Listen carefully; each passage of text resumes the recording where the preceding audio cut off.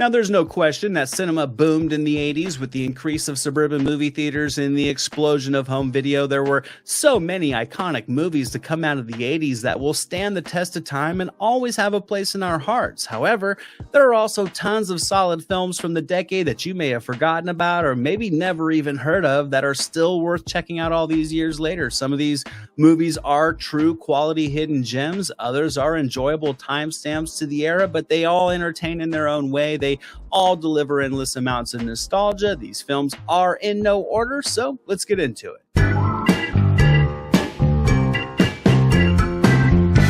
We're kicking this list off in 1989 with a comedic legend when an inept and bumbling PI is unknowingly hired to not find a kidnapped heiress by the person who actually kidnapped her, in Paul Flaherty's Who's Harry Crumb, starring the great John Candy, Tim Thomerson, Shawnee Smith, Barry Corbin, and the always comical Annie Potts. Now, this movie would come out during the height of John Candy's popularity, and it would also be a box office failure. I, however, contend that this is a charming little comedy that doesn't get its deserved love. I think Candy is just hilarious as the hapless PI who has a black belt in Aikido and is a master of disguise. The supporting cast, I think, is fun as well, and seeing Candy's Harry Crumb just bumble his way through this case with his unconventional methods and his frequent disguises delivers plenty of laughs. Who's Harry Crumb is a silly movie, but it's also lined with a strong sense of humor, and it gives Candy really just a lot of room to work, which provides a buffet of comical lines, amusing situations, and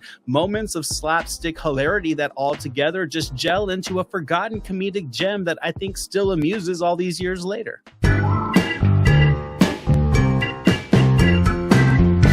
I'm taking us back to 1987 for my next movie, a laugh-out-loud comedy about an LA-born American citizen who gets mistaken as a Mexican illegal, deported, and then must find his way back home. And Born in East L.A., written by, directed by, and starring Cheech Marin, as well as Daniel Stern, Paul Rodriguez, Jan Michael Vincent, and Kamala Lopez. Cheech would be sans chong for this hilarious high-energy comedy, but there still are plenty of laughs to be found in all the hijinks and mishaps that Marin's Rudy Robles encounters on his mission to get back across the border. Now, not all of the humor works, and some of the performances are lacking a bit, but Born in East L.A. keeps a quick, swift pace, and the relentless attempts at humor and the lighthearted atmosphere make this movie a great time and, in my opinion, a charming little escape. It's filled with mindless laughs, a few clever jokes, and more than enough energy to keep the plot moving. Marin shines comedically. Many of the supporting characters leave their humorous impressions as well, and when everybody making the movie is clearly having fun, you naturally have fun with it.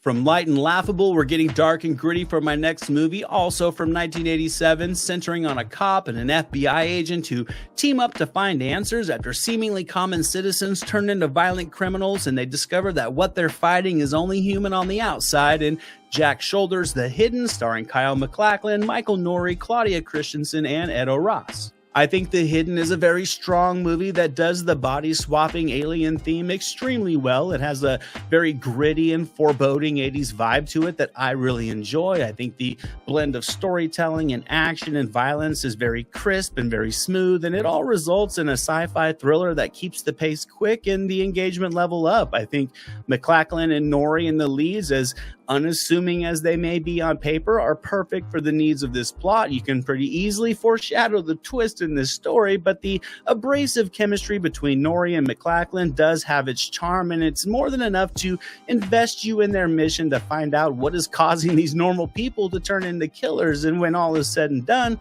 I think The Hidden is a movie that takes itself just seriously enough, but knows when to cut loose and deliver all the violent gusto that you want in an 80s action thriller.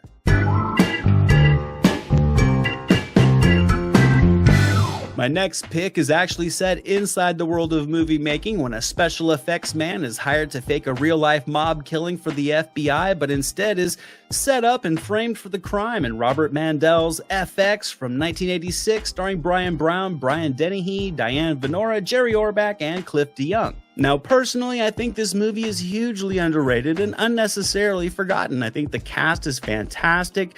For the needs of this film, I think Brian Brown and Brian Dennehy deliver great performances. It's a fast-paced and ever-evolving movie. The story is very smart. It's extremely well written. The plot takes plenty of twists and turns, some of which does feel familiar, but much of it results in a unique and tension-filled adventure with a very just inviting neo-noir atmosphere to it. It's certainly nostalgic to go back and see the special effects of the era, and how this dynamic is incorporated into the narrative has a charming MacGyver vibe to it that I loved as a kid watching this movie on late night cable. When the action kicks in and the chase sequences and the shootouts are all front and center, they're all very well staged, they all get the intensity up, and they all are worked seamlessly into the plot, which makes FX an extremely well-rounded adventure thriller.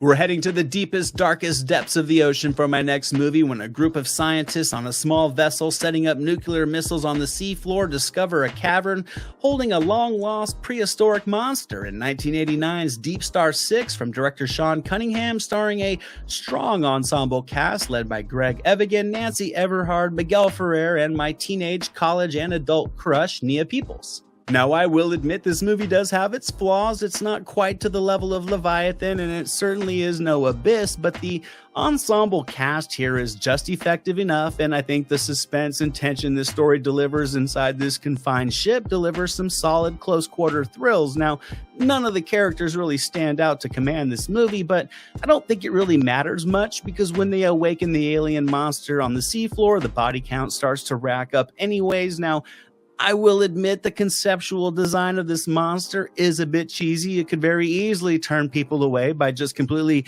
killing the scare factor, but on the other hand, it's also a nostalgic look back to practical effects of the era. The budget for this movie certainly wasn't huge, but I think they made the most of it, because I think DeepStar Six is a very tension-filled fight for survival on the seafloor with all the delightfully unnerving moments you'd expect from this genre, and I think the film still holds up all these years later.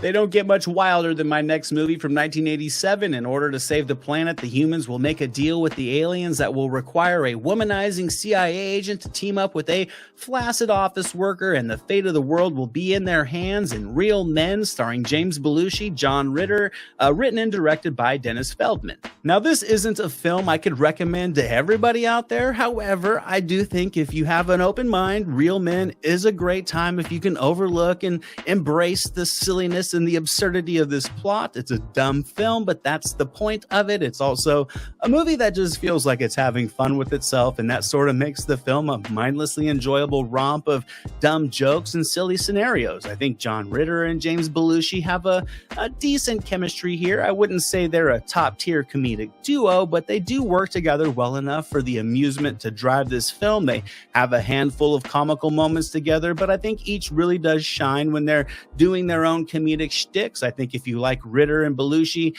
seeing them doing their thing in this film for the sake of saving the world will deliver laughs, and it's really just a timestamp to one of those movies that's just completely ridiculous that they just don't make anymore, but I think Real Men still has its appeal all these years later.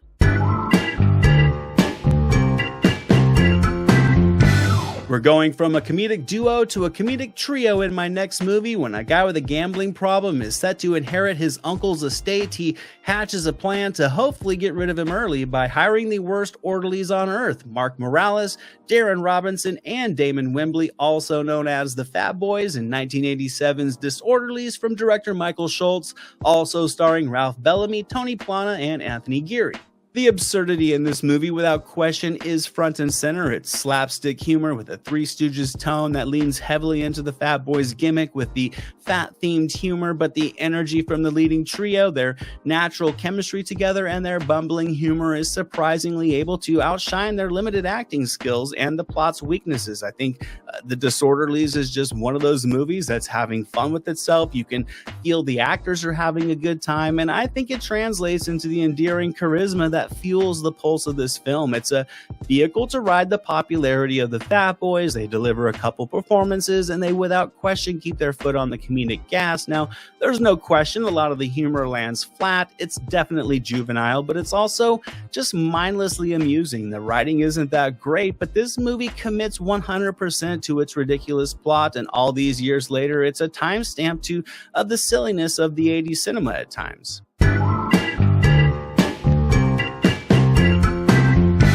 Next up, I have a highly underrated movie from 1988 directed by Roger Spottiswoode about an FBI agent who teams up with a skilled tracker to find a killer who has vanished into the wilderness and infiltrated a small group of hikers in Shoot to Kill, starring Sidney Poitier, Tom Berenger, Kirstie Alley, Clancy Brown, and Richard Masur. I think I would consider this to be one of the better overall films on this list. The performances from Sidney Poitier and Tom Berenger are fantastic. They bring a great realism to their unlikely partnership. The plot, as simple as it is very straightforward. It crafts a very compelling game of cat and mouse out in the rugged wilderness that can easily pull you out onto the mountains with these characters. I think the pace is very steady. There's just enough twists and turns and close calls and unnerving moments in this tension-filled adventure, and Shoot to Kill really is a movie that starts quick and can quickly sweep you up, capture your imagination, and have you out on the chase with Berenger and Poitier. The characters grow as the story progresses, and this movie just takes you on a ride that elevates the suspense smoothly before closing out with a very rewarding finale.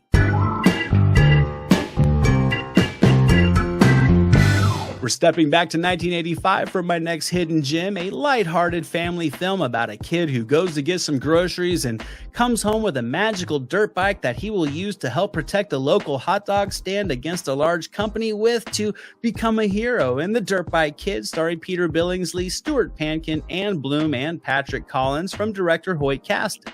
Now, admittedly, this is a movie you want to be in the mood for, and it's certainly a film that requires more than a stretch of suspension of disbelief, but I think The Dirt Bike Kid is a charming little childhood wish fulfillment fantasy film that's still a lot of fun. I think the cast is filled with just enough charm and energy. The plot is easy for kids to wrap their head around, and it works for the needs of this just mindless, emotionally surface level film that follows a lot of cliches, but just manages to work because of its feel-good atmosphere. The effects are comically bad, but it's assumed this film had little to no budget, but that's all kind of just part of the charm in a movie that essentially follows the pattern of E.T. but swaps the alien out with a raggedy old dirt bike that comes to life to help a group of kids save a hot dog stand from being torn down and replaced with a bank.